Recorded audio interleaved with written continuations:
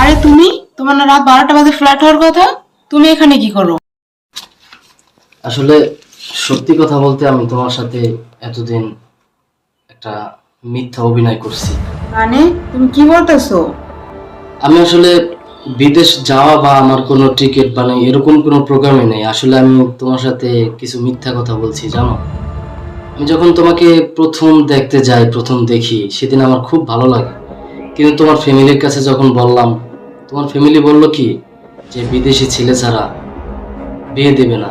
তো তারপর আমি মিথ্যা কথার আশ্রয় নিলাম। কিন্তু জানি সত্য কখনোই চাপা থাকে না। তো আজকে আমি তোমার কাছে সত্যিটাই বলে দিলাম। আসলে আমি বিদেশে থাকি না, আমি দেশেই কর্ম করি। আর এটাই সত্যি কথা। বেঈমান, প্রতারক, তোমার মতো বেঈমান আমি দু চোখে দেখতে চাই না।